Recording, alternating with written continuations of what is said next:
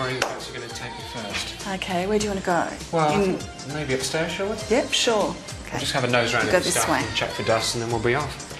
Okay. So when did the Minogues move out of here? I think it was 1990. And they were here for how many years then? About 5. Oh, hello. 2 extra people. This being the Minogues' house is the dog called Danny. It's Jack. Jack. Hello, Jack. So what do the neighbours' stories about the Minogues say? Do they used to jack cortinas up on bricks and have loud parties and stuff? Well, they don't complain about it, but they talk about them a lot. Tim next door, he used to sit on the fence and talk to Kylie, and he actually saw Kylie kissing Jason one day, which was... Out of character or in character? Is Charlene and Scott, or is Jason and Kylie? No, I think it was Jason and Kylie. What about this? Is this on a backpacker tour of all the, you know, the Minogue trips? Oh, they didn't actually... No one actually knew that Kylie lived here. Until now. We'll put your address out there and say Kylie was here. Thanks, guys. We'll do our best. And when did they came here? They were here for about 5 years, so they moved on after that. Yeah. The dog's just going for my crotch, so we'll go downstairs, I think. This is about the right time, I think.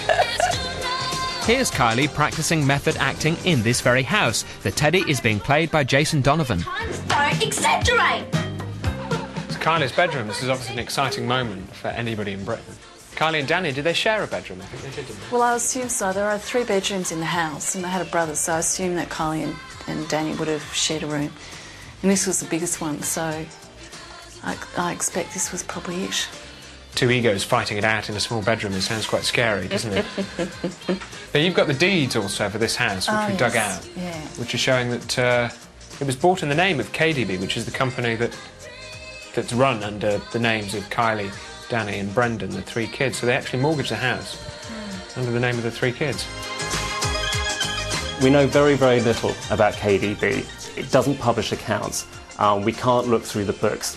Kylie is ferociously secretive about her financial matters, which is odd, really. She's somebody whose bum you can see on the front of magazines around the world, but when it comes to KDB, nobody gets to see the bottom line.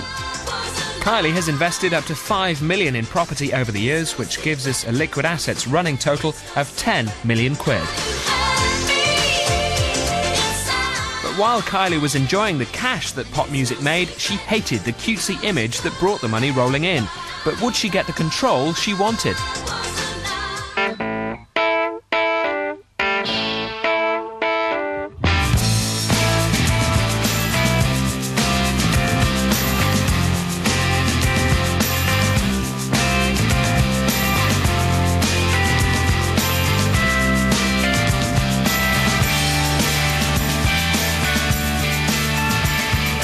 One of Kylie's favourite photographers, Greg Noakes, was instrumental in helping her with her first big image change, from tomboy Charlene to 80s bubble perm girl.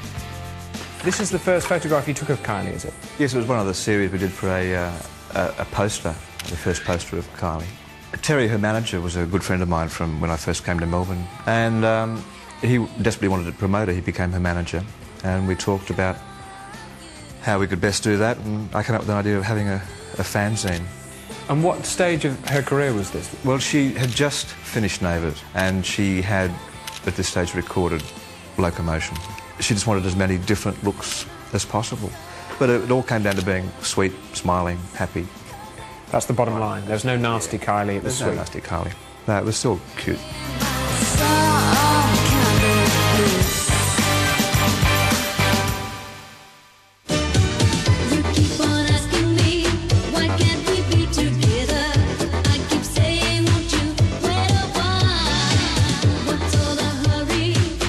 This exclusive behind-the-scenes footage shows Kylie with director Chris Langman, who made many of her pop videos, including I Should Be So Lucky. At this stage, she was taking orders on how to look, but soon got tired of the same old styles.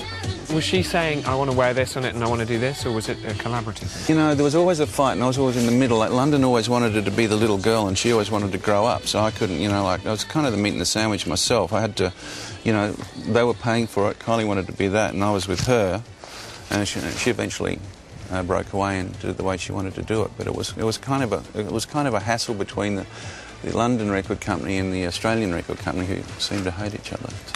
So she wanted to grow away from the image that she was basically portraying in the videos? Yeah, and London people were scared that that was going to alienate the the record-buying public that she'd already cultivated.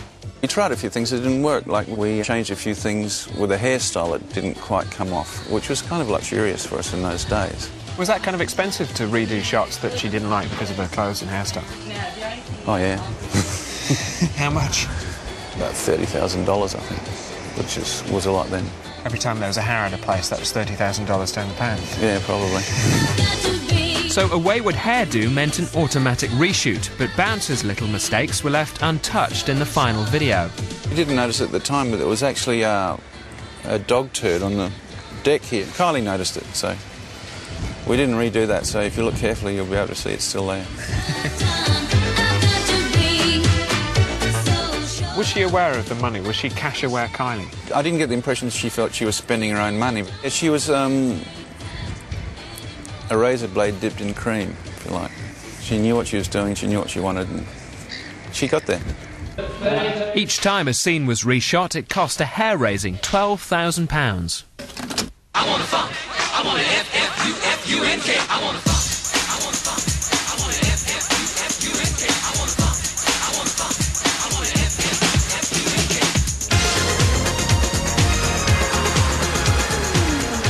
Even though her bank account had 6 noughts, by the time she moved to London, Kylie restricted herself to a weekly budget of £110. So I scooted off to find how she could live a millionaire lifestyle on such a small amount. Sadly, that budget wouldn't even buy her a buckle at her favourite shoe shop, Manolo Blahnik's. Treatments and lip gloss are obviously a must for any popster. But the budget starts to look thin when Kylie buys her luxurious Creme de la Mer moisturiser at 75 quid a tub. But what really pushes her over budget is controlling her naturally frizzy hair. The Minogue MasterCard, though, gets the most abuse at boutiques, and one person who really knows what Kylie likes is Kelly Cooper Barr, her first UK stylist when she signed to Pete Waterman's Hit Factory way back in the taste-free 1980s.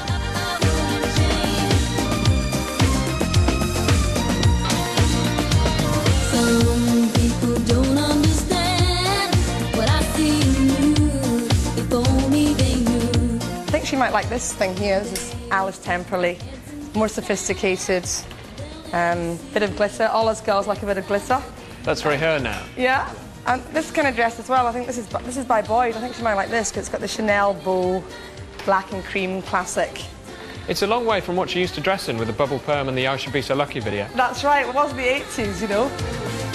This Dolce & Gabbana catsuit, I think she would really look great in. And she likes roll necks, and as I say, classic, simple styles. What do you think of that? I don't think it would work on me because my legs wouldn't suit it, but I think for Kylie that's good, isn't it? Yeah, she's not frightened to experiment either, you know, she'll go for it, especially with her show clothing. They say my head's in the cloud, but I'm keeping on, foot on the ground. So was Pete Waterman handing out like a huge wad of cash to say this is your album cover and this is the next video, or was it 50p and feed the meter? No, it was very much, you know, this is a new artist. Who knows what's going to happen? You don't spend a lot of money on a new artist, you know. If we went shopping, we'd maybe have £200 to spend. But mostly, you know, on a shoot, say for the single sleeve or the album sleeve, the clothes would all go back to the shops. Millions of fans have remained faithful to the Kylie cause throughout her many image changes, and she's netted a stylish £15 million in album sales across her career.